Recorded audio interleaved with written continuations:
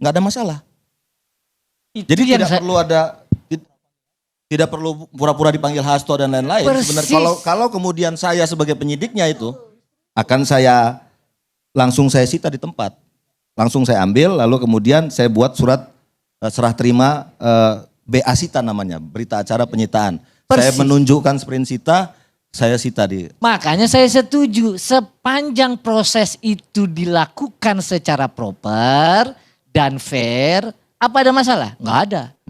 Yang jadi masalah ditanya tanggal kapan 3 orang saksi dipanggil sebelum Pak Hasto aja nggak dijawab. Orang baru-baru ini kok memang begitu caranya. Dipanggil dulu seakan-akan ada informasi baru. Pada saat Pak Hasto diperiksa, nanya klarifikasi, apa informasi berupa apa, nggak ada tuh. Nah itu saya tidak memahami apa yang ditemukan penyidik sekarang. Sama kayak Kodari bilang tadi, nggak ada hubungannya tadi Pak Kodari bilang itu, GR dia. Iya kan? Katanya ada statement dia. Mana ada? Yang dijadikan masalah itu adalah 2 stasiun TV pada waktu Pak Hasto bicara. Dan dikenakan pasal 28, junto pasal 45. Apa deliknya itu? Ngeri Pak. Jadi Pak Hasto dibilang melakukan satu ujaran kebencian atau pakai undang-undang ITE menyebarkan kabar bohong yang menyebabkan orang melakukan tindak pidana. Mak, ngeri kali. Nggak ada hubungannya sama Kodari, nggak ada. GR aja orang itu. Emang ketika disebut namanya ada yang rusuh gara-gara Kodari? Nggak ada itu. Ya kan? Pulang pula orang yang dikabur. Ya udah Pak Patra. Pasti ada Mas. Saya nggak masuk ke Bang Kodari ya, tentu saja Bang Patra. Pertanyaan saya bukan kewenangan. Ya. Tangkap aja langsung gitu loh. Yang jadi persoalan ini kan jadi kayak ada dramanya gitu loh Mas. Ya, kan bisa bilang, Mas Hasto tolong dipanggil stafnya kemari, kami mau memeriksa. Atau datang, maaf untuk kepentingan hukum Anda kami. Kan gitu. Gak usah pakai drama James Bond gitu loh. Pakai nyamar, dipanggil bapak gitu loh. Itu kan aneh gitu Mas. Ini yang harusnya memang teman-teman KPK ya yang menjelaskan, karena saya nggak hadir Bang ya. Jadi memang secara objektif kami melakukan penyitaan itu ya kami lakukan penyitaan, titik. Jadi nggak ada proses panggil memanggil, tapi ya kami datang, kami ambil barangnya, kami sita, buat berita acara sita, tanda tangan Pak Kusnadi, lalu kemudian panggil Pak Hastonya, tanda tangan Pak Hasto. Udah. Kalau ada pengacaranya jadi saksi kan.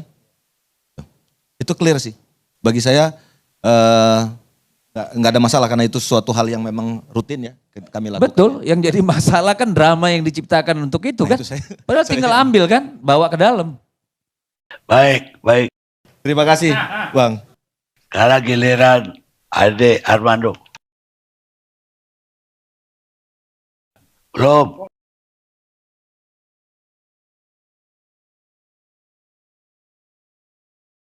Makanya. Ya saya karena waktunya juga sudah semakin sempit, saya langsung aja. Gini, menurut saya sih memang saya lihat dari ilmu saya lah, komunikasi. Ini ada pesan-pesan yang ingin disampaikan kepada publik. Dan dalam hal ini saya sih merasa, saya menduga ya, mengingat Anda nggak berani bilang, udah ketangkep belum sih Harun Masiku itu? Kalau saya sih menduga udah. Jadi ketika Pak Marwata itu menyebut dalam 1 minggu, itu sebetulnya sudah pasti ketangkep. Karena dia udah tahu pasti dia ada di mana. Atau bahkan udah dalam tahanan sekarang, tahanan KPK. Saya duga ya. Jadi ini adalah sebuah statement kepada publik, guys gitu ya, publik, ini jangan khawatir nih, Pak Harun Masiku udah ketangkep, udah kita di dalam penguasaan kita. Karena Anda sendiri kan bilang sebetulnya udah cukup lama itu bisa diikuti kan. Cuma Anda waktu itu di tol. Sekarang pertama, saya menduga dalam 1 minggu ini mudah-mudahan benar-benar tuh muncul pernyataan bahwa Bapak mau komentar langsung. Bukan, sebenarnya kan taruhan nggak boleh, tapi boleh nggak taruhan gitu aja. Karena kalau taruhan Anda akan bilang, Nggak mungkin, Nggak mungkin. nggak mungkin. Kenapa? Jangankan seminggu, sebulan ke depan itu belum ketangkep juga Harun Masiku. Oke. Ya, oke. Ya, kita beda pendapat artinya. Kalau dalam pandangan saya itu sudah diperoleh. Dan ini ingin disampaikan bukan hanya kepada publik, tapi semua pihak yang selama ini sebetulnya adalah, saya mau sebut apa, kayak stakeholders dari kasus Harun Masiku. Orang-orang yang berkepentingan dengan kasus Harun Masiku, bahwa dalam waktu dekat ini sudah akan terbongkar. Nah, lebih jauh lagi, ini kan ada hal yang menarik nih tentang 4 tahun Harun ini tidak tertangkap. Ya. Dan barusan saja diceritakan, kita diingatkan oleh sebuah cerita di masa lalu. Ada banyak orang yang mengatakan bahwa kesulitan untuk menangkap Harun Masiku oleh KPK di masa lalu, itu adalah karena, saya minta maaf, tapi saya harus menyebut apa yang dibicarakan di media, adalah peran dari ketua. Itu Anda tentu juga mendengar itu kan? Ya. Pak Firly ya. Firly Bahuri, betul ya. Itu kan disebut sebagai salah seorang yang dianggap menjadi aktor yang menghalangi KPK untuk sampai menangkap Harun Masiku. Misalnya saja Anda katakan tadi kan, ada 2 hal nih yang saya ingat. Satu kasus PT IKA. Anda belum menjadi tim waktu itu ya. Ya. Tapi tim yang akan menangkap Harun Masiku sudah mengikuti perjalanan Mas Harun sampai diketemukan dia ada di PT IKA. Datanglah tim KPK kan untuk menangkap Pak Harun. Mereka masuk, kalau nggak salah mereka sholat ya. Mereka sholat di masjid dulu. Karena religius orang-orangnya kan. Jadi sebelum nangkep sholat dulu. Setelah ngilang orangnya. Bukan. Merekanya disuruh ditahan. Si para penangkap itu, orang-orang KPK yang akan menangkap itu didatangi oleh orang-orang PT IKA. Betul ya? Yang dikatakan bahwa Anda ngapain ada di sini, bla bla bla. Akhirnya ditahan. Ini masjid. Iya. Ini masjid mana nih ya? Ditahan. Pada saat ditahan itulah Pak Harun udah hilang lagi. Ini tolong penonton jangan terlalu terpengaruh oleh cerita. Jadi ya. Iya, oke. Ya. Nah, saya mau bilang bahwa kalau sampai itu terjadi, benar-benar terjadi, dan saya duga terjadi, karena toh dibicarakan di media kan, itu kan pasti ada instruksi dari yang punya otoritas di KPK kan, agar itu dilindungi. Kemudian Anda sendiri cerita, Anda sebetulnya sudah hampir bisa menangkap, ternyata dihentikan. Bahkan Anda di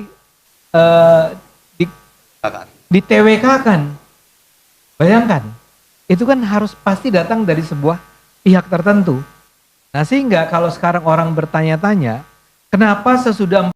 Ya, halo teman-teman, selamat datang lagi di channel ini. Salam inspirasi, salam NKRI, harga mati. Ya, baru saja kita mendengarkan penyampaian diskusi dan sekaligus perdebatan. Ini membahas masalah kasus Harun Masiku yang beberapa hari kemarin atau beberapa minggu, beberapa bulan lalu itu kerap menjadi bahan pembahasan dan perdebatan. Di mana kabarnya kasus ini sudah lama, teman-teman. Kurang lebih sudah 5 tahun, tetapi belum terselesaikan dan belum dapat dituntaskan. Dan pada tahun politik, pada Pesta Demokrasi 2024, kasus Harun Masiku kembali lagi diungkit dan KPK memanggil Hasto Kristianto, Sekjen DPP PD Perjuangan sebagai saksi terkait kasus Harun Masiku yang sudah lama tersebut. Dan kemudian beberapa minggu lalu, Sekjen PDIP Hasto Kristianto tersebut resmi ditetapkan sebagai tersangka. Ya, meskipun belum ditahan gitu ya, tetapi sudah ditetapkan sebagai tersangka dan KPK mungkin punya bukti yang cukup sehingga berani mengambil mengambil tindak lanjut dalam mentersangkakan Hasto Kristianto sebagai sekjen PDI Perjuangan di internal partai tersebut. Nah, lalu yang saya lihat teman-teman dari kacamata awam politik saja ya, dari kacamata awam hukum juga terkait kasus ini. Saya melihat dan juga mungkin beberapa teman-teman yang lain, saya bacakan komentar-komentar di banyak video-video, khususnya beberapa komentar yang ada di channel ini. Itu banyak sekali menyebutkan kenapa KPK, Komisi Pemberantasan Korupsi, yang lembaga besar tersebut ya hanya kerap mengungkit, membesar-besarkan kasus receh ini. Dan ini banyak yang menyebutkan kasus receh. Karena kalau dibandingkan dengan kasus-kasus besar lainnya, ya apa untungnya KPK gitu ya. Dan lagi pula kenapa KPK tidak memberikan, menyerahkan kasus ini kepada pihak kepolisian saja. Karena KPK lembaga besar, harusnya mereka lebih fokus dalam menuntaskan persoalan-persoalan yang memang besar-besaran. Kan banyak tuh yang kita ketahui, mungkin pernah kita dengarkan si A terlibat korupsi, si B terlibat korupsi, dan seterusnya, dan seterusnya. Dan bahkan korupsi memang benar-benar kasus korupsi. Kalau Harun Masiku kan lebih ke kasus suap gitu ya. Menyuap salah satu anggota KPU pada tahun 2019 lalu. Ya mungkin cerita ini saya yakin teman-teman sudah pernah mendengarkan dan bahkan mungkin sudah sejak lama mengikuti kasus ini. Nah, kemudian banyak juga yang menyebutkan bahwa KPK ini seolah-olah tebang pilih, tidak independen lagi. Masyarakat mengkait-kaitkan ini terhadap Pak Jokowi. Nah, jadi memang pada saat Pak Jokowi dipecat dari PDIP, ini makin besar kasus ini, makin memanas. Disangkut pautkan pula ini dengan Pak Jokowi. Karena kebetulan Pak Jokowi kan dulu sebagai presiden 2019 gitu ya. Dan kemudian kalau kita menyadari bahwa ada beberapa gugatan yang mungkin telah diberikan ke KPK gitu ya terkait kasus-kasus keluarga Pak Jokowi. Saya yakin pasti ada, tapi nggak ditangani KPK gitu ya. Jadi memang kita melihat misalnya saja berdasarkan OCCRP kalau nggak salah Pak Jokowi masuk dalam 5 daftar tokoh terkorup di dunia. Ya. Dan kalau memang berdasarkan hasil temuan atau yang dikeluarkan oleh OCCRP itu, kenapa Pak Jokowi atau KPK tidak mengundang Jokowi, tidak memanggil Pak Jokowi untuk memberikan keterangan terkait hal itu? Nah itu tuh banyak masyarakat yang mengomentari seperti itu, pernah saya baca-baca tuh banyak. Lalu kemudian misalnya seperti kasus dugaan gratifikasi private jet yang ditumpangi oleh Kaisang misalnya. Lalu masalah kasus Blok Medan misalnya yang terlibat ada Bobby kalau nggak salah dulu itu ya. Sempat digaungkan juga tuh. Jadi KPK ini seolah-olah kepada keluarga Jokowi itu kayak nggak terbuka matanya untuk menangani kasus itu. Atau mungkin dalam senyap menangani kita nggak tahu atau memang tidak ada proses sama sekali. Dan makanya banyak masyarakat yang menyebutkan KPK ini tidak lagi independen, seolah-olah tebang pilih dalam menangani kasus, melihat orangnya siapa dulu. Jadi dalam pesta demokrasi pada tahun politik sehingga muncul asumsi jangan-jangan ini ada nih unsur politisasinya untuk mengincar Hasto Kristianto sebagai tersangka ya ditetapkan sebagai tersangka. Nah, jadi banyak sekali yang menyampaikan hal itu sebetulnya.